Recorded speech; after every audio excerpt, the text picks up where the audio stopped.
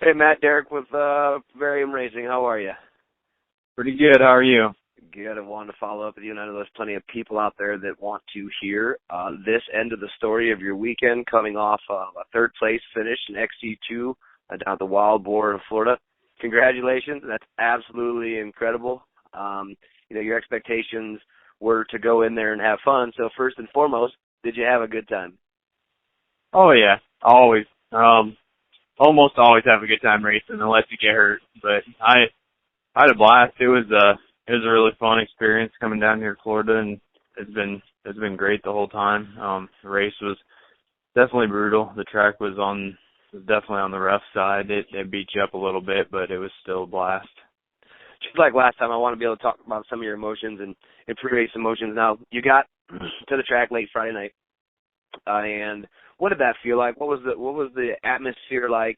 Were there a lot of nerves Friday night, and what are some of the conversations you had around the pit area? Yeah, it wasn't too bad. I mean, I was a little bit nervous, but not too bad or anything. We just got there. We got stuff kind of situated in our pit, and I went over to the Independent Cycles pit there and messed with the quad a little bit, put some graphics on it, and just kind of got it all, just made sure it was all set up and ready and everything, and just talking racing with a bunch of guys, met a few new people and potential sponsors in the future. Great. It was a good time. Now, your connection with Independent Cycles, I want to make sure we as Variom congratulate them. That's a huge feat for them, and it's a huge feat for you. So Friday night was a good night, the emotions. Saturday morning when you woke up, did you open your eyes and, tell yourself again, oh my gosh, I'm here, I'm doing this, the dreams are coming true? And I know you're a level-headed guy. Tell us about the emotions before that 10-second call, from getting out of the truck until sitting on the quad and headed to the line. Yeah, it was, like I said in the last interview, it was great. It was just the whole thing. I'm just glad to be down here and riding early in great weather and traveling around. It's fun. This is what I like to do, is racing. And so when you get to travel different places and stuff like that, new terrain, see something that's not just the surrounding states around Iowa that I've pretty much just seen my whole racing career, it's definitely a cool experience. And just, great, like any place. Everybody's friendly, and the whole thing's just a lot of fun. The emotions for me are really just excitement more than anything. I think there's something to be said about the GNCC being a good production, a good series. I think that goes right along with the Iowa series. We've had the pleasure to be a part of those. You're a champion from the Iowa series. So congratulations to GNCC. And I think, we're certainly happy you're there, and I bet they're happy you're there too. Yeah. I'm sure they are. I'm sure any series is happy to have more competition and more people showing up as they possibly can. And I'm thrilled. I'm not quitting on the Iowa series because I love them, but I'm happy to be expanding and going to other series too.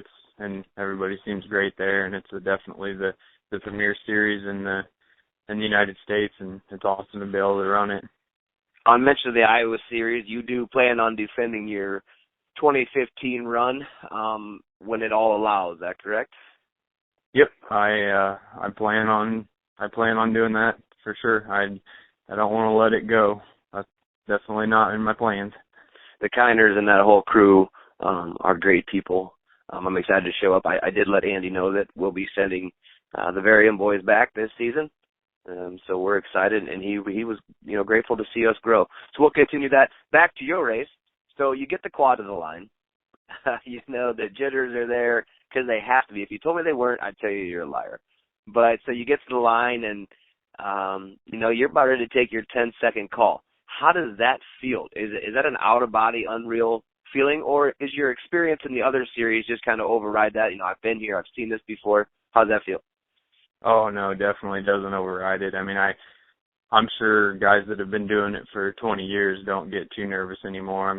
They've gotten used to it, but I haven't gotten that many races under my belt yet. I'm still I'm still definitely nervous and jittery and excited. I mean, pumped up, all of those combined, and it's definitely a lot of different emotions, and excitement, I guess, is the first one that I would use, and definitely a little nervous, but once I get that first mile of racing underway, then I'm really start to calm down a little bit and start getting in my groove better and better as the race goes. But I'm definitely nervous when I first get on the quad, and I know that the 30-second and 10-second call's coming, and then the green flag.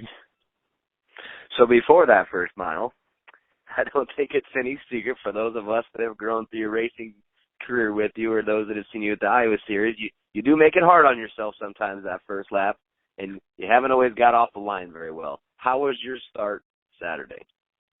Yeah, it was typical. It wasn't the greatest. I would say I was mid-pack-ish at best, and I made a couple of passes in the S curves, but nothing to get me more than mid-pack maybe. And then the first lap we got into the woods, and I made a mistake, all my fault, and bad line choice, trying to make a quick pass instead of being patient, and it cost me. I ended up going all the way to the back and made a few more passes a little bit later in that lap to get back a few more spots back, and ended up losing those, being a little aggressive again. And so then after that happened and I was back in the back yet again, I decided that it's about time I calm down and start riding smarter and then pick them off one by one.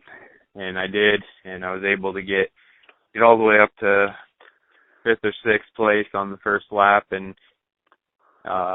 gradually pick my way through up to 3rd place after that. And it was, once I decided to calm down like I should have in the beginning, it was a lot easier, and race went a lot smoother with very little hiccups from there on out. You know, myself, probably like most others, we're watching the screen and watching you slowly climb, and every time on the live scoring screen when your name turns red, my heart drops a little bit. And then I see where it goes and it gets excited. But for myself, I was in Toledo, Ohio with Miranda, running her Monster Jam show, and I had one eye on the trucks and one eye on the screen, so that was pretty cool. Now, at what point in time in that race, you said you were in 5th or 6th at one point in time, did you realize you were climbing quite well? Because I was kind of watching your lap times, but I also watched you close in on these guys all the way to your 3rd place finish. Was there a point in time you said, yep, this is working? Once I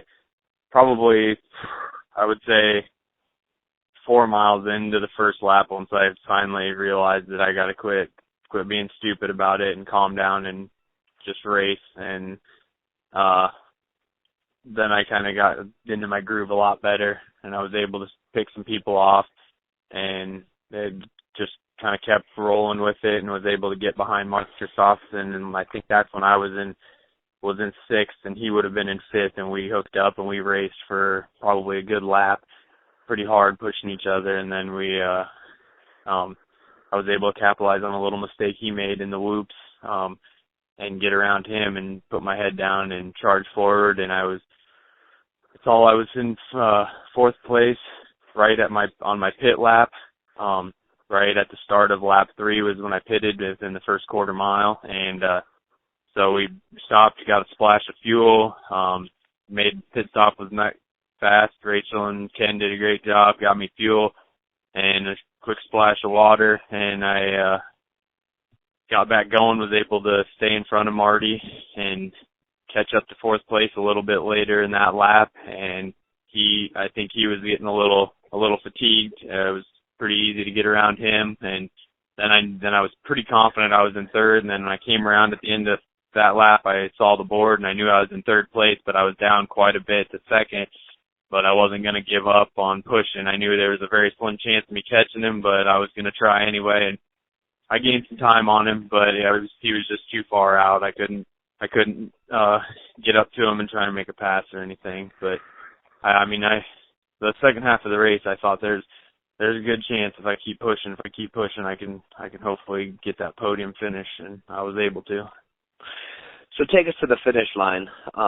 Knowing you're coming around the corner to the finish line, and the independent cycle quad held up real good for you. So, good job to those guys.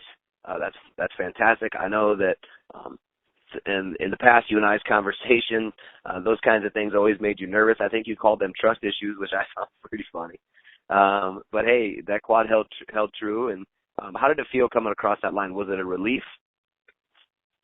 Yeah, the quad held together great. It ran great. Motor ran awesome. Suspension worked great thanks to Bart Thomas of Shockworks helping me get it all set just right before the race. But yeah, I mean the trust issue thing, that's just kind of my thing. I like to work on my own stuff and everything, but they're doing a good job.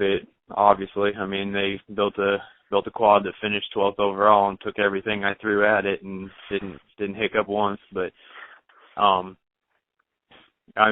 across the finish line when I knew I saw it flash up that it was third place, it was cool. I mean, I'm like my sister said it really well in the post she made. I'm happy but far from content with it. I know I got some work to do. I know I can do better. I feel like that I kind of messed it up a little for myself with those mistakes. I feel I probably had a chance at second and possibly even being close to racing with first. He was a long ways out, but I feel like I can get there. And I should have been a lot closer yesterday, but I'm definitely happy. I mean, I in a way, I guess I exceeded my expectations on my first round this season of GNCC. I mean, I was really hoping to get top 15, and I was able to get the top 12 overall, so I'm definitely happy with that, but looking forward to breaking that top 10 overall.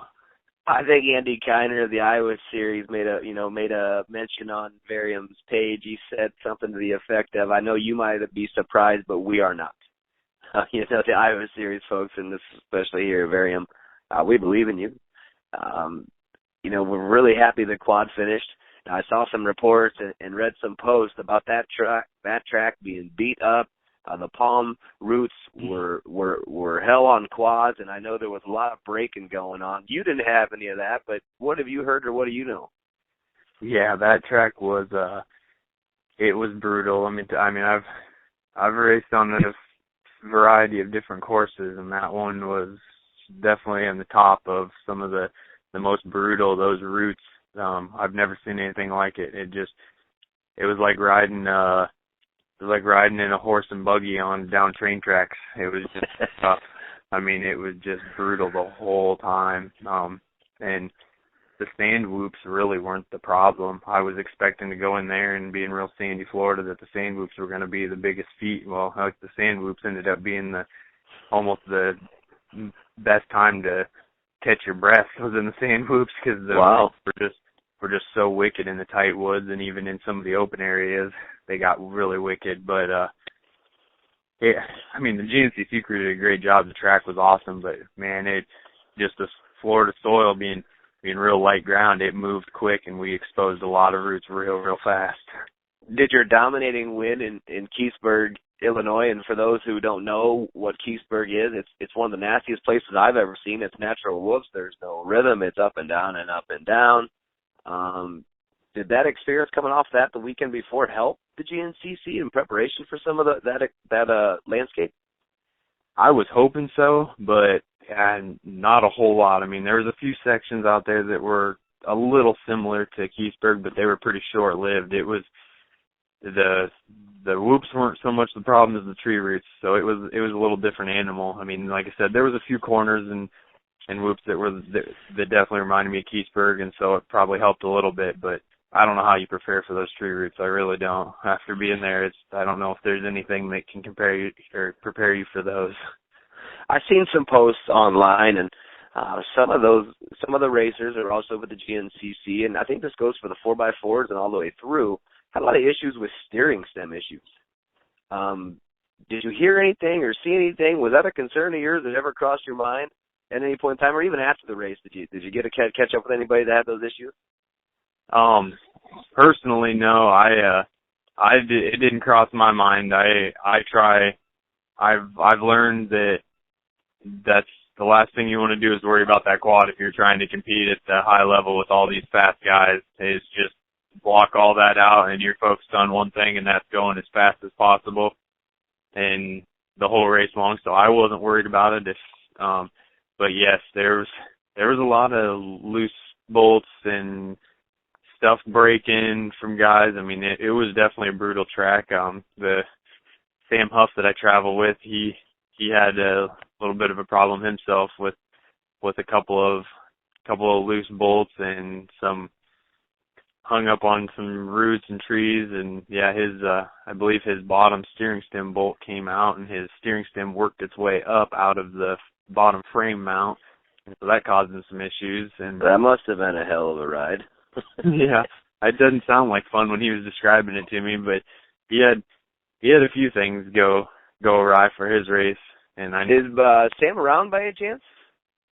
Yeah, he should be in cleaning up some stuff right now. We're just getting all our stuff cleaned up, and we're staying at his grandparents. They were gracious enough to let us stay at their place for the. If he's around or you come across him while we're talking, I'd sure like to talk to Sam. Yeah, we can do that. Cool. So the day after, actually, let's go to that night. You want to go on the Supercross race. Did that adrenaline carry through all night? Did you guys have a good time? Yeah, we had a great time. It was awesome. We got done racing, packed all our stuff up, and headed right to Daytona. Got there and went in, watched the Supercross race. It was awesome. That's a cool event there at the Speedway.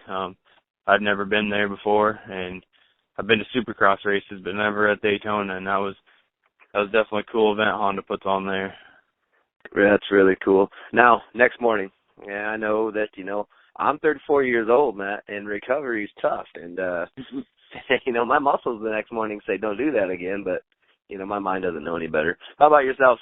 Body parts beat up, scabbed up, tore up? Yeah, I'm physically, I guess, my left hand, I got 4 blisters on it, pretty good from all those roots and stuff, beating the bars into my hands. My legs and back are just a little muscle fatigue, soreness, but other than that, not too awful terrible. We stayed at the hotel last night outside of Daytona, and I got up this morning and went for a little jog and loosen up a little bit, and I think I'll be all right. My hand's gonna take a little time to heal. I'll have to wrap it up good for Georgia coming up Saturday, but I think other than that, we'll be all right. Man, congratulations. Phenomenal job, phenomenal race. I know you had all of us at Variom jumping up and down. For myself, I'm watching Miranda launch this 10,000-pound truck, 20 feet in the air, and on the other hand, I got my phone watching you climb the ranks. That was awesome, and I think we believe in you, and we're right here for you, along for the ride. Yeah, definitely. I appreciate it, and all my other sponsors, but Sam's here if you wanna have a few words with him. I would. Let's pick Sam's brain. All right, here he is. We'll get back with you before we go, okay? All right. What's going on? Hi, Sam. How are you? Good, you? Good, guys. This is Sam Huff. Also runs the pro class for the Iowa Series. Sam, I heard you had a little shakedown on the new quad, and I've seen on social media and some reports that was a rough track and a lot of problems and issues. Can you walk us through some of what you were dealing with? Well, yeah, the track was rough, but a lot of my problem was my bike, just little bolts and odds and ends coming loose and stuff that I wouldn't think would come loose, never had come loose. So just a bunch of little stuff that added up to a lot. But yeah. Did you have any moments at high speed where something came apart? In part of my language, everybody out there, but I like to call them oh shit moments. I love them. Kind of like when you're on the ice and you almost hit the car in front of you, but you don't, and you instantly start sweating. Did you have a couple of those? Yeah, when my steering stem bolt come out, I wasn't going slow when that happened, so that was kind of one of those moments. Great. Were you able to get the quad back and get it put in place, or how did you overcome that? Because we're really big at overcoming adversity, whether that's a flat tire on the way to the track or a fuel pump going back at the drag strip or something like that. Champions have to find a way to overcome that to continue and finish. So how were you able to do that? Just sitting there right in the middle of the dang track, and everyone's going around me. I'm like, crap, I've obviously lost the bolt and couldn't get it in because you had to take the skid plate off. So I was just hitting the steering stem as hard as I could, trying to get it lined back up with the hole and pulling up on the bars trying to get high enough. And I finally got in after I was probably there 3 or 4 minutes at least, or it felt like it. And I milked it back and had to cut the pits and get back because I couldn't make a whole lap like that. So I don't know. I didn't make all the laps. I think I only made 3, but I got it back and got a bolt in it and kept going. And then just other little stuff happened after that, like front sprocket bolt had come loose, and I was trying to stop and tighten it about every, 3 or 4 miles, and it was just a lose-lose for me. Yes, we still finished, so that's what I wanted to do, is just finish and not have a DNF. So that's your first time racing down there in Florida, right? I come down here last year. Did you? I mean,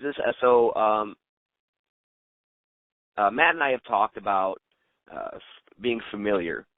It's just like anything you go to, every track you go to, even though they might change the track, things look familiar, and it makes life easier, a little bit easier. Maybe it's the environment, maybe it's the land, maybe it's just the pit area.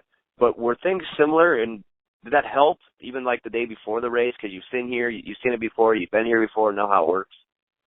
Yeah, last year I would say I was way more nervous than I was this year. Mm-hmm. Kind of come back, and I felt no better. Just went to the same pit area we were in last year, and I kind of felt like I was at home in a way. Right. And I don't know. I think the track was a lot rougher this year than last year than I remember. I was on utility last year too, so that might have helped my situation there. Hey, thanks for taking a minute and talking to us, Sam. And you're down there with him all week, and you guys are gonna go to the Georgia race together, man. Good luck to you. I'm gonna add you to my watch list. Certainly, I was keeping an eye on it yesterday. So we'll keep an eye on it. And hey, if you're around next time we catch up with Matt, I'd love to talk to you again. I know you've got a lot of people in the Iowa series. You've been doing this for a little while. Anybody you want to plug? Got some sponsors out there? Oh yeah, GBC, Jason Goody for helping me get all my Iowa stuff ready for that series. It helps a bunch. My parents, family, Matt for helping me come down here. Helps each other money-wise, and just everyone, DP Brakes, Z Brothers, Bart Thomas at Shockwork. There's a ton more, but I can't think of them right now. I understand. Hey, thanks for taking the time. We'll catch up with you again. Is Matt around? Yep, he's right here. Thanks again, Sam. Be safe. Yep, thank you. Hello. Hey, thanks for letting us catch up with Sam there. And, I think for everybody out there that's going to tune in and your Variom Racing family, we really appreciate what you're doing. We know that these things aren't just handed out. You don't just show up and you don't just be great. You have to work for it. I know you've been putting in the effort. We all know you've been putting in the effort. We got Kyle and Dominic Ernst and Jason Oshke racing in Prophetstown probably right about now. So wishing them luck, and we had Miranda doing her thing there in the Monster Jam show in Toledo, Ohio. Big improvements, lots of air. So thanks again, Matt. Yeah, thank you. Thank you guys for all the support and all my other sponsors. Like you said, it ain't possible without them. So everybody that's helped me along the way, and friends and family, that's what it's all about. We'll keep it up, and I think we'll probably hear from you daily on the Variom Messenger board where we all keep in touch. And congratulations. Appreciate it, and I think everybody out there appreciates it. Be safe. And I guess my one last question for you, Matt, I know you love your ice cream. Have you had a celebratory ice cream yet? Since the race, I actually have not, but we did have some on the way down here too. Well, good. I tell you what, you buy yourself some ice cream, give me the receipt, and I'll make sure we cover that. all right. I can't go too long without my ice cream and peanut butter. I know. Those are my treats for working my butt off. All right, buddy. Keep it up. We'll be in touch. All right. Thank you. Bye, Matt.